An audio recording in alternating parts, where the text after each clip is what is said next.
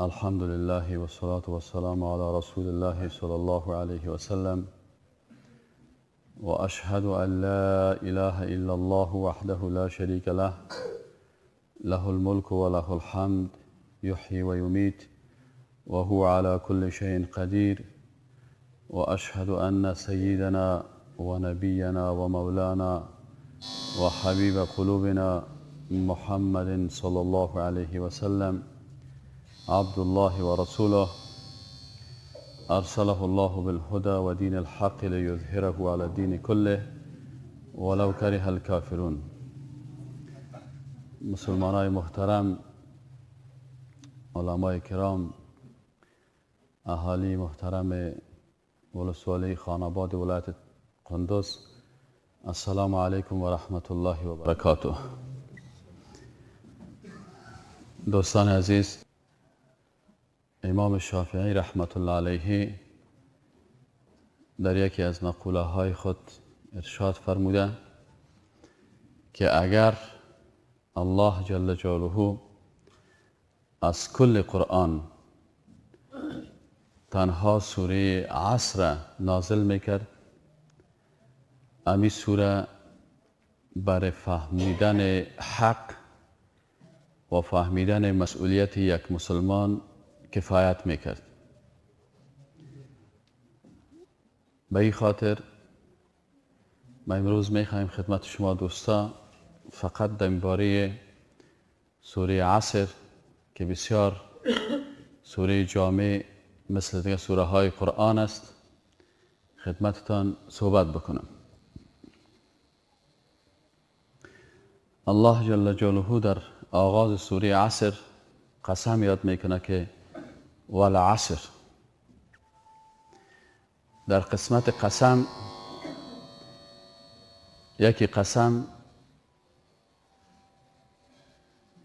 مخلوق است و یکی قسم خالق است. در قسمت قسم مخلوق تنها حق داره که در صورت ضرورت به خالق خود قسم یاد بکنه و با الفاظ والله بالله و تالله که گفته میشه. به غیر از این انسان حق نداره که به کس دیگه قسم بخوره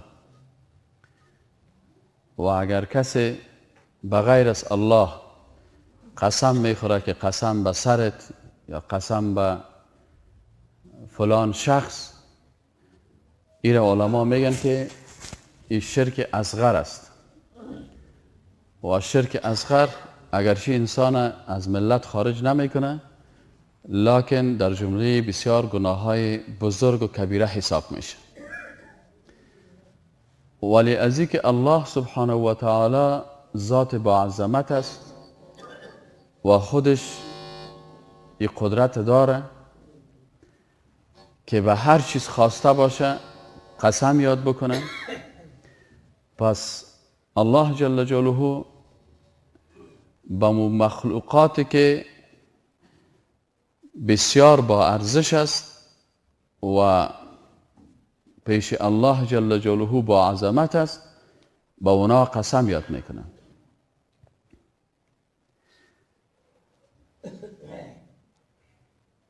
اکثریت قسم هایی که در قرآن عظیم الشان است با وقت است. والعصر وقت است، واللیل شب وقت است، والنهار قسم یاد کرده ای هم وقت است، والضحى به چاشت قسم یاد کرده او هم وقت است، ولیال عشر و شبهای دگانه ای هم وقت است.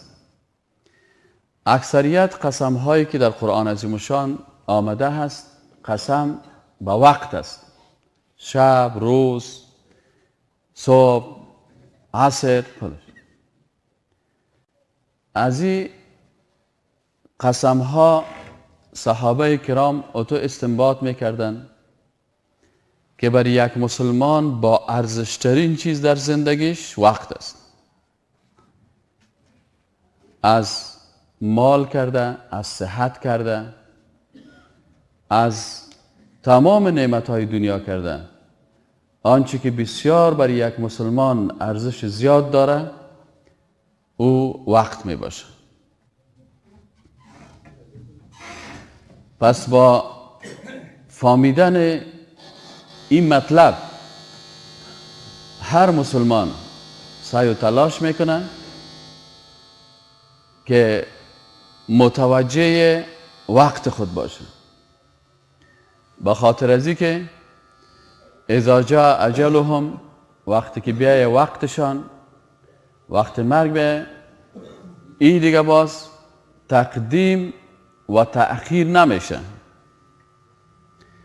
اگر یک انسان به سختترین مرض مبتلا باشه، باز هم با اینمی سختترین مرض این میتونه که الله را یاد بکنه و توبه بکنه. اگر انسان بسیار در فقر مبتلا باشه، در هر حالت خرابی که باشه، اما وقت داشته باشه، باز هم یک فرصت است و از او میتونه که منفعت بگیره. ولی آنچه که بسیار خطرناک است اویی است که انسان وقت خود از دست بده و بزرگترین نعمتی که برای یک مسلمان در زندگی هست نعمت وقت می باشه. از این خاطر صحابه کرام رضوان الله تعالی علیهم اجمعین اینا سعی و تلاششان این بود که هر ثانیه وقت خود در کار مصرف بکنه که منفعت اخروی در قبال داشته باشه. هر لحظه عمر خود با کار صرف میکردن که یک دستاورد در نزد الله داشته باشه. و اگر یک کسی در روز قیامت یک ساعت از زندگی ازی سپری میشه و در یک ساعت الله را یاد نکرده باشه و درود بالای رسول الله صلی الله علیه و سلم نفرستاده باشه، در روز قیامت از امو یک ساعت عمر خود اظهار پشیمانی میکنه و میگه که یا لیت، ای کاش اینمی لحظه امی ساعت در زندگی من امی بود که این ساعت تیر شده و ما ایره بدون طاعت الله سپری کردیم. پس از والعصر درس میگیریم که انسان مسلمان 24 ساعت تقسیم اوقات منظم باید داشته باشه و اگر هر ساعت تقسیم اوقات خالی باشه، شیطان در عقب انسان است و هر روز صبح تقسیم اوقات چک میکنه که آیا این مسلمان صبح برای رفتن به نماز جماعت تقسیم اوقات داره؟ آیا بعد از نماز صبح تا آفتاب برآمد برای تلاوت قرآن و ذکر الله و درس قرآن و درس تفسیر برنامه داره؟ بعد از این در طول 24 ساعت شام چی برنامه داره و خفتن چی برنامه داره، قبل از خواب چی برنامه داره، بعد از خواب چی برنامه داره؟ اگر شیطان احساس کرد که اینمی انسان در تقسیم اوقاتش خلای وجود داره که در او خالیگاه طاعت الله و تقسیم اوقات بر رضایت الله نصب نیست، شیطان او تقسیم اوقاتش پر میکنه. با چی پر میکنه؟ با خواندن پر میکنه. با چی پر میکنه؟ با فیلم های حرام و ناروا پر میکنه. با چی پر میکنه؟ با ارتباط داشتن با شیطان پر میکنه. با چی پر میکنه؟ با دوستی با دشمن الله پر میکنه. پس وظیفه مسلمان واقعی است که از وقت خود که بزرگترین نعمت است استفاده بکنه. انگلیسا یک ضرب المثل دارن و میگن که time is gold، وقت طلا هست. ما برشان گفتیم نه، شما اشتباه کردین. تایم وقت نمیتونیم که ما با طلا مقایسه بکنیم. چرا؟ به خاطر ازی که اگر طلا یک کسی 100 گرم طلا سال گذشته داشت، این 100 گرم طلای ازی از دستش رفت دزد برد. این میتونه که امسال پس زحمت بکشه، پس برای خود 200 گرم طلا بخره. اما اگر امروز یک کس دیروز نماز صبح نخواند، تمام سرمایه عمر خود یک جای کنه، اونمو وقت 2 رکعت نماز که از پیش از بین رفته در طول عمر ایره تلافی کردن نمیتونه و به هیچ قیمتی. اذا جاء اجلهم، وقتی که اجلشان بیایه، فلا یستقدمون ساعتا ولا یستأخرون، 1 ساعت تقدیم و تأخیر نمیشه. حضرت سلیمان علیه السلام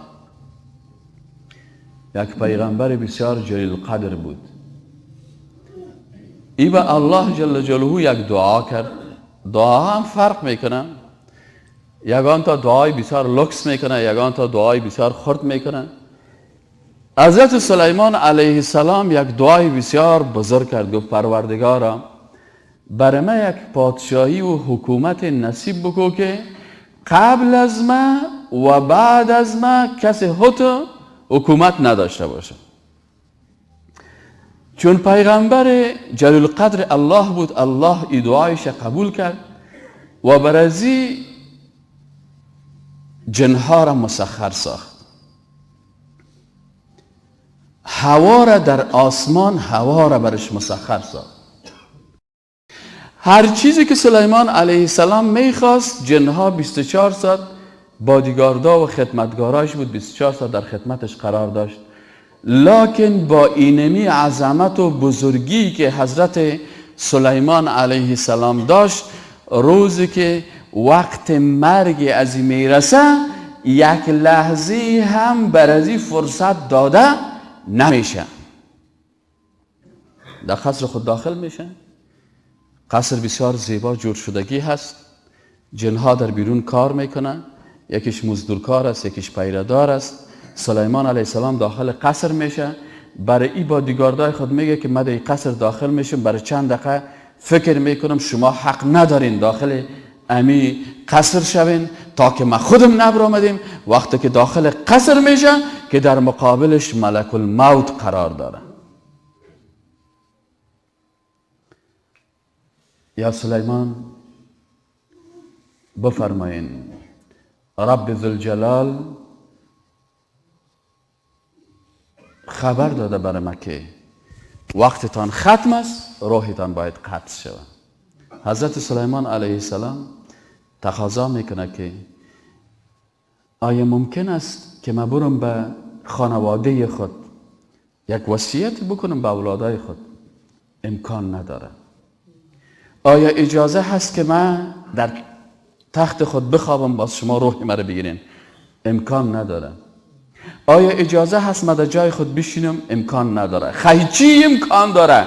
فقط امی عصای تو که در دستت است، دمی لحظه که تو استاد هستی، 1 دقیقه حرکت کرده نمیتانی و امر الله هست که به اینمی حالت روح تو قبض شود.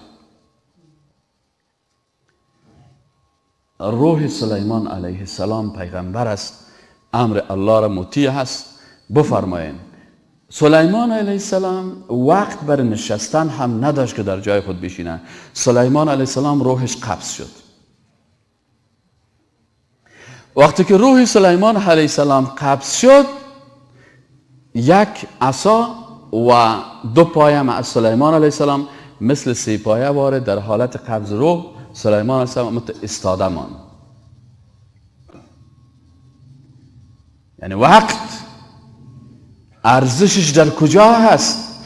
در اون لحظه که ملک الموت بیاید و برات بگوید که یا فلان در تمام دنیا گشتم، 1 قطره آب در رزق و روزی تو باقی نمانده که بنوشی. یا فلان در تمام دنیا گشتم، 1 لقمه از غذا در نصیبتون نمانده که بخوری. خلاص است، رزقت ختم است، روزیت ختم است. و یا فلان 1 لیتر اکسیژن هم در کل دنیا گشتم برای تو باقی نمانده، پس تمام آنچه که در زندگی دنیا داشتی ختم است. اگر برش بگویی که من هنوز جوان هستم، هنوز امید دارم، هنوز برنامه های برای زندگی دارم، هنوز خانه می سازم، هنوز زمین خریدم، لکن برات میگه که اذا جاء اجلهم، وقتی که اجلش بیاید فلا یستأخرون ساعتا ولا یستقدمون، هیچ کس حق نداره که آنچه را که رب ذوالجلال برای تو تعیین کرده 1 ثانیه هم پس و پیش شود. پس باید بموری. ای دل تو را ندای مرگ هم شنیدنی است، صبح اجل ز مطلع عمرت دمیدنی است. بر تخت ناز و بالش ابریشمین مناز، زیرا که از این جهان تو به کلی بریدنی است. ای دل مکن گناه که به تحقیق مردن است، اعمال نیک کن که قیامت رسیدنی است. چون کل نفس ذائقة الموت حکم شد، میدان یقین که شربت مرگت چشیدنی است. چون حضرت رسول خدا در جهان نمان، کس را چی اعتماد به نابود بودنی است. سعدی در این قفس که توان داشت مرغ را، روز قفس شکسته و مرغش بریدنی است. پس از این لحظه الله میگه که والعصر، قسم است به وقت انسان، ان الانسان لفی خسر، قسم است به وقت، با ارزشترین چیز در زندگی تو. این یقینا که الانسان جنس انسان، الف لام جنسی هست. مفسرین کرام میگن که وقت الف لام سر انسان داخل شد، معنایش این است که هر انسانی که پیر باشه یا جوان، بزرگ باشه یا کوچک، عالم باشه یا غیر عالم، سیاه‌پوست باشه یا سفیدپوست، خارجی باشه یا داخلی، هر کسی که باشه، جنس انسان زن و مرد، لفی خسر، در زیان و نقصان است. چطور در زیان و نقصان است؟ هر انسان در 24 ساعت عمر خود 86400 یونت عمر خود از دست میده. 86400 ثانیه در 24 ساعت، یک شبانه روز هر انسان از دست میده.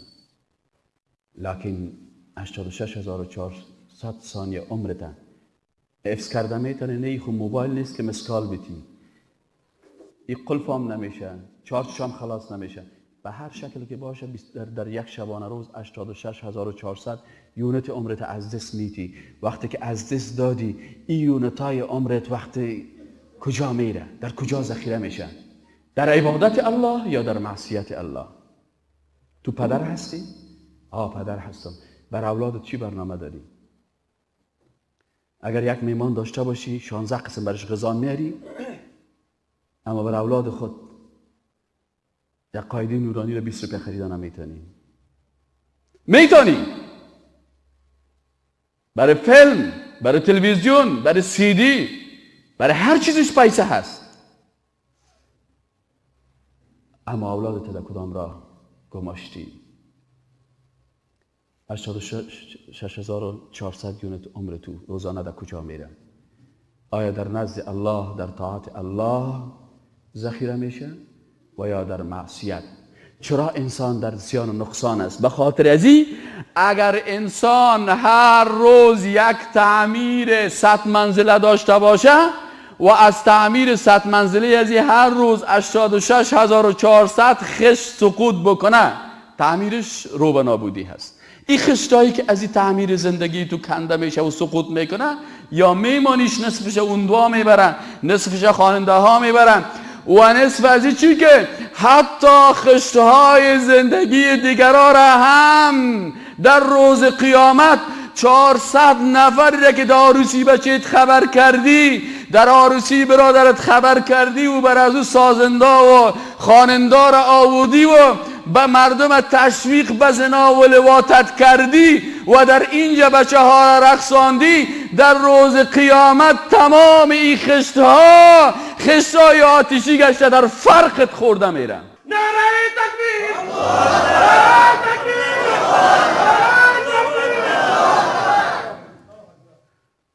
پس انسان مسلمان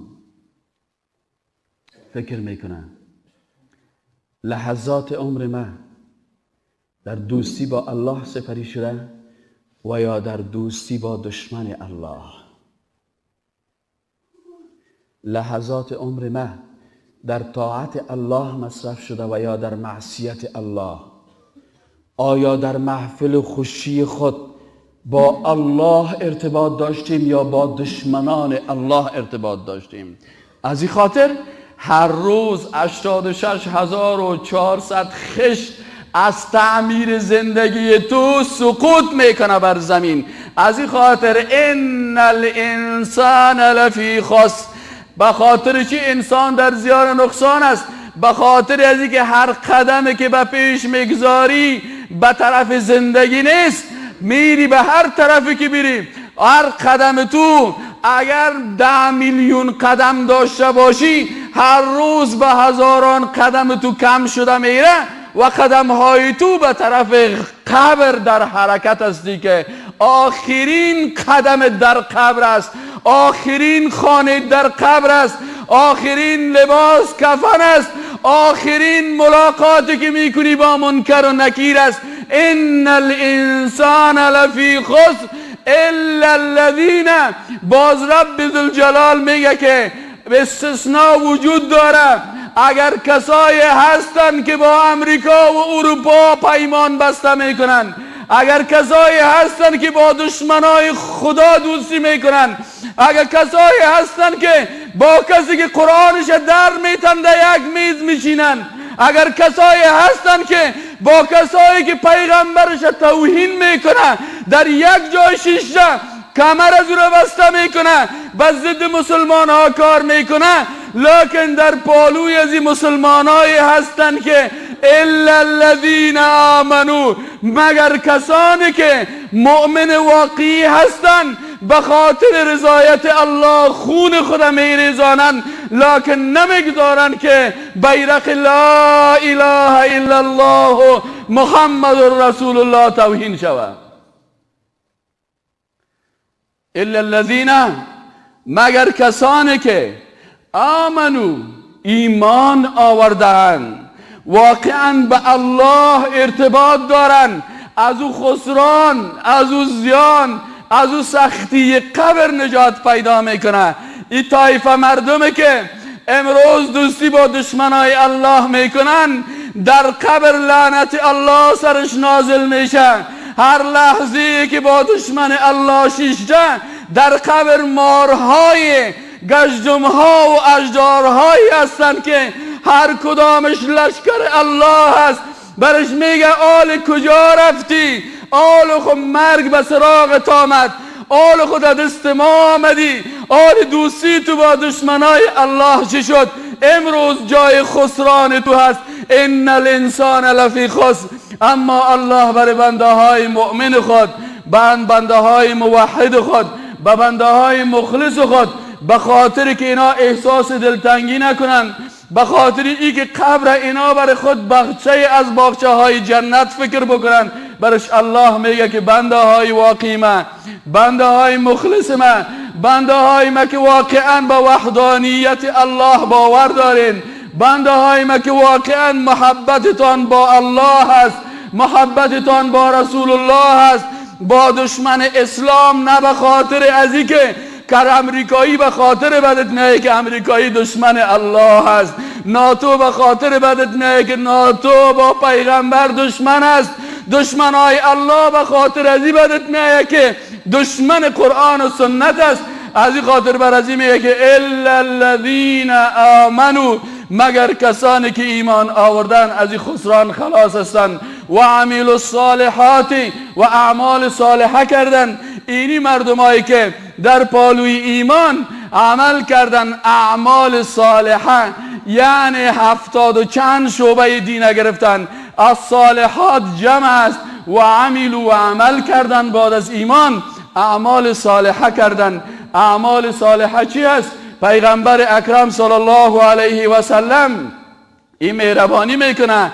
صحیح البخاری و صحیح مسلم روایت میکنن که عن ابی هریره رضی الله عنه قال قال رسول الله صلی الله علیه و سلم، میگه رسول اکرم صلی الله علیه و سلم مهربانی فرمود که الایمان بضع و 70 شعبة، ایمان 70 و چند بخش داره. ای مسلمان این قسم نشین که نیم ایمان نیم شب بگیرین نیم دیگه شب ترک بکنین. افتؤمنون ببعض الکتاب و تکفرون ببعض، آیا کسانی که نیم ایمان میگیرن و نیم دین ترک میکنن در مورد خود قرآن میارن، باز خوشی خود دشمنای اسلام میارن، در خوشی خود قرآن فراموش کردن، دین فراموش کردن، در رابطه با دشمنای اسلام قرآن فراموش کردن. افتؤمنون ببعض الكتاب و تکفرون ببعض فما جزاء من یفعل ذلك منکم الا خزي فی الحیات الدنیا،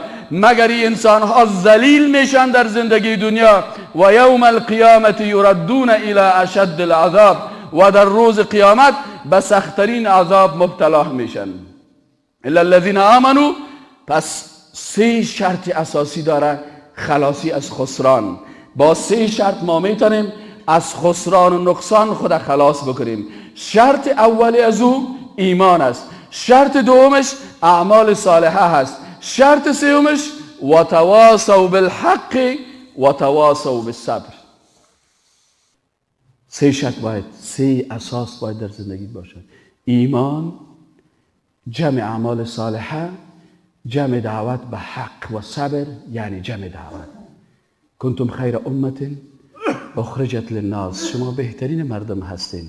خارج شدین برای چی؟ بهترین امت به خاطر ازی هستین که وظیفه شما رساندن توحید، رساندن دین حق به تمام بشریت است.